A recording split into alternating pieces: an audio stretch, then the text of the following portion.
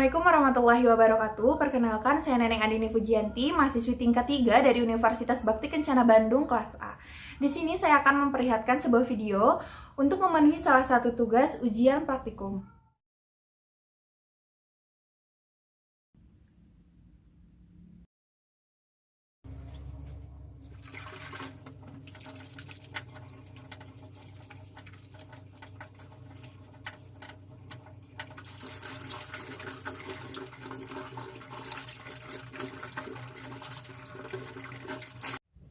Assalamualaikum.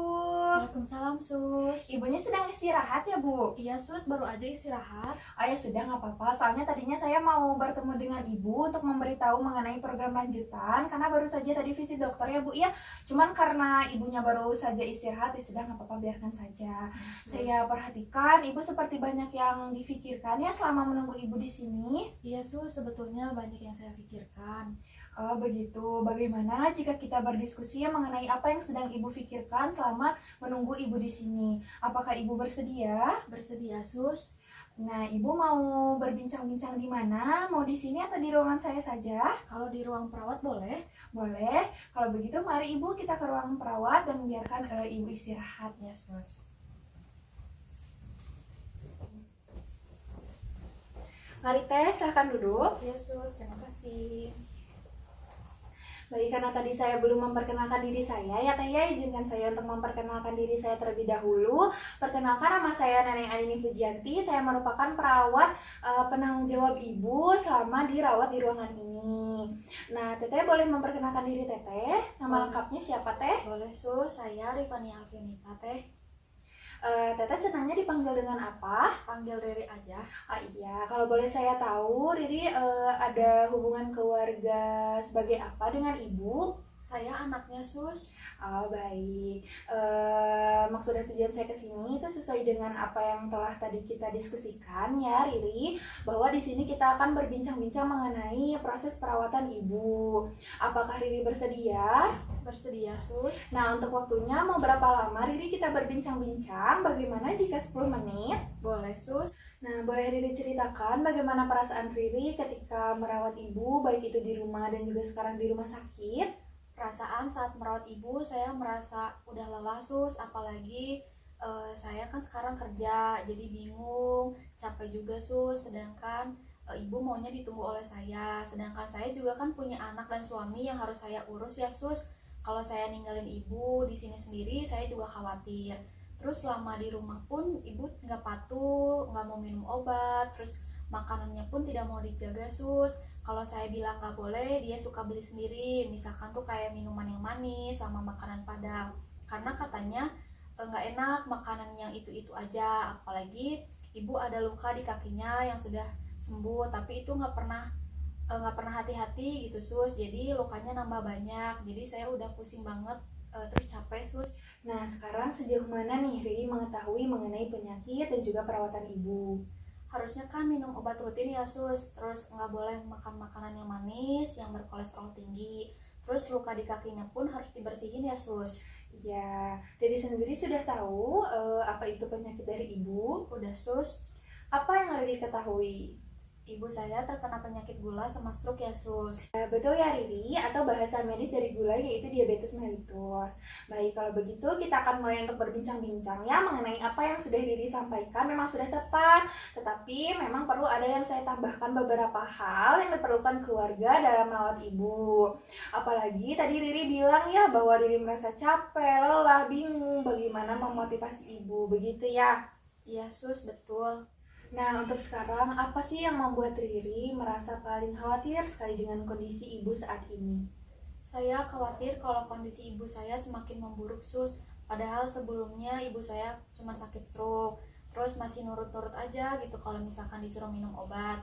Terus makanan yang dipantang juga masih nurut. Sampai suatu hari ibu saya mungkin ngerasa bosen mungkin ya, Sus, sama semua makanan yang dilarang. Akhirnya kondisi ibu semakin parah. Terus waktu kontrol lagi ke rumah sakit dan dicek, ternyata ibu jadi punya gula.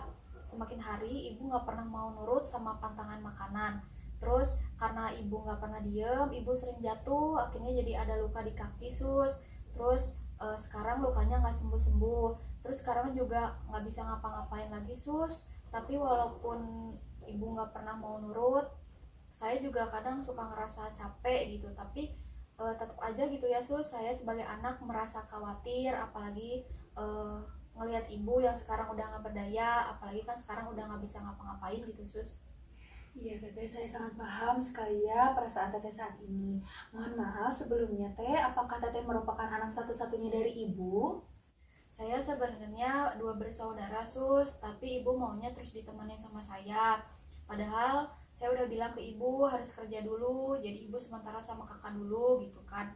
Tapi tetap ibu nggak mau, udah saya coba bujuk berapa kali juga tetap nggak mau sus. Padahal kan saya juga harus ngurus anak dan suami saya di rumah. Jadi selama saya ngurus ibu, anak dan suami juga nggak keurus sama saya, soalnya tiap pulang kerja juga langsung ke rumah sakit nyamperin ibu sus. Baik, apakah Teteh sebelumnya sudah mencoba untuk mengkomunikasikan dengan kakak Teteh untuk bergantian menjaga ibu di rumah sakit? Sudah sus, tapi tetap aja ibu tuh pengennya ditemenin sama saya gitu. Baik, apakah saat ini Teteh mengetahui atau tahu nih apa saja kebutuhan Teteh dan juga kebutuhan ibu?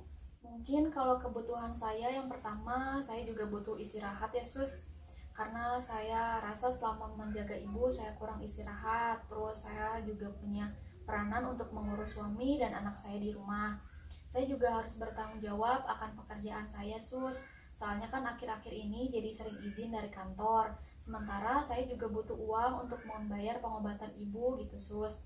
Soalnya kan nggak mungkin kalau misalkan saya terus minta ke suami, malu gitu sus. Nah mungkin untuk kebutuhan ibu saya, mungkin saya harus selalu ada di sisinya ibu, dukungan dari anak-anak supaya ibu tidak semakin parah. Terus obat-obatan yang diminum ibu sama pola makan sesuai dengan anjuran yang diberikan. Memang betul ya Riri bahwa dukungan keluarga atau dukungan anak itu merupakan dukungan yang sangat dibutuhkan oleh klien atau dibutuhkan oleh ibu, karena memang dari hasil-hasil penelitian pun bahwa dukungan keluarga itu merupakan sangat penting untuk proses percepatan penyembuhan. Nah sekarang sejauh mana nih Riri mengetahui mengenai penyakit ibu? Yang saya tahu penyakit DM sama stroke itu harus dijaga banget ya sus, dari pola makan, terus emang harus hati-hati banget gitu, jangan sampai ada luka ya sus. Soalnya tetangga saya juga banyak yang meninggal karena penyakit tersebut sus, apalagi dengan ibu saya yang semakin hari semakin drop. Jadi saya takut kalau misalkan ibu saya amit-amitnya gitu ya sus, kenapa-napa atau sampai meninggal gitu sus. Baik, saya sangat mengerti sekali ya bahwa Riri saat ini dalam keadaan capek, lelah gitu ya. Tapi jangan sampai nih Riri mengabaikan kondisi kesehatan Riri sendiri gitu ya. Riri harus ingat makan, harus ingat istirahat ya, menyempatkanlah untuk istirahat walaupun memang ini keadaan yang sulit bagi Riri gitu. Karena kalau misalnya nanti Ririnya nggak ingat makan, nanti Riri sakit kan kasihan ya keluarga Riri juga, karena kan memang bukan hanya ibu saja yang membutuhkan Riri, tetapi Riri juga kan harus mengurus anak dan suami Riri di rumah. Kemudian nanti kalau misalnya Riri sakit, banyak yang terbengkalai juga termasuk pekerjaan Riri ya. Terus Riri juga harus selalu ingat nih, harus selalu berdoa, beribadah kepada Allah Subhanahu wa taala ya untuk proses kesembuhan ibu. Iya sus, tapi dah saya juga takut kalau ibu saya meninggal, apalagi sekarang ibu udah nggak bisa apa-apa. Kadang kalau tidur suka ngorok, jadi saya tambah takut. Ya memang ya Riri ya bahwa takdir itu hanya ada di tangan Allah dan kita tuh tidak mengetahui takdir seseorang ya, bahwa kita hanya bisa berusaha dan berdoa. Nah kalau misalnya Riri tidak keberatan, apakah saya boleh menyebutkan tanda-tanda menjelang kematian biar nanti Ririnya itu tidak kaget ketika ibu menunjukkan tanda-tanda seperti itu? Boleh sus? Memang betul ya Riri ya bahwa orang awam itu mendengarnya itu seperti suara ngorok. Itu disebabkan karena hilangnya refleks menelan dan juga refleks batuk sehingga terjadi penumpukan saliva atau yang kita kenal dengan air liur. Kemudian tanda yang lain pada beberapa kasus itu rahangnya itu terbuka, kemudian nanti mukanya itu terlihat seperti pucat ya Riri, dan yang terakhir itu adanya perubahan suhu tubuh sehingga jika kita raba itu dingin seperti itu. Oh gitu ya sus. Makasih ya sus sudah menjelaskan. Jadi kalau nanti ibu nunjukin tanda-tanda seperti yang sudah tadi suster jelaskan, saya nggak terlalu kaget gitu ya sus. Iya, apakah masih ada yang ingin tadi ditanyakan kepada saya? Iya sus, gimana ya? Saya teh bingung. Biar ibu mau ditemenin sama kakak gitu, jadi gantian nggak harus sama saya terus. Nah, kalau boleh saya memberikan saran ya Riri, ya nanti Riri coba komunikasikan nih atau janjian nih sama kakaknya Riri gitu ya untuk bertemu langsung di rumah sakit untuk nantinya Riri langsung komunikasikan kepada ibu secara perlahan seperti itu Riri. Iya sus, nanti coba saya kabarin kakak saya. Baik Riri, apakah masih ada yang ingin Riri tanyakan lagi kepada saya? Sepertinya sudah cukup sus. Baik, nah sekarang bagaimana nih perasaan Riri setelah tadi kita berbincang-bincang? Alhamdulillah sus, saya jadi lebih lega setelah berbincang-bincang dengan suster. Nah, baik, karena tadi kita sudah berbincang-bincang ya mengenai tanda-tanda kematian dan juga saya juga sudah memberikan saran nih kepada Riri. Jadi mulai sekarang Riri sudah bisa langsung menghubungi kakak Riri ya untuk berdiskusi mengenai jadwal pergantian menjaga ibu. Mudah-mudahan setelah nanti Riri komunikasikan dengan kakak Riri, ibunya mau ya. Iya sus. Baik Riri, bagaimana jika nanti kita bertemu kembali untuk berbincang-bincang dan membahas sudah sejauh mana nih penyelesaian masalah tersebut? Apakah Riri bersedia? Bersedia sus. Baik, untuk waktunya Riri mau jam berapa ya? Bagaimana jika pukul 10 pagi? Boleh sus. Untuk tempatnya Riri mau di mana? Mau di ruangan perawat lagi di sini atau di mana? Boleh sus, di sini lagi aja. Baik, kalau begitu, karena waktu kita berbincang-bincang juga sudah habis ya, dan Riri juga tidak ada lagi yang ingin ditanyakan kepada saya akhiri saja pertemuan kali ini ya Riri. Apabila nanti Riri butuh apa-apa, Riri boleh memijit bel di pinggir bed ibu, nanti saya akan datang ke ruangan. Iya sus, baik.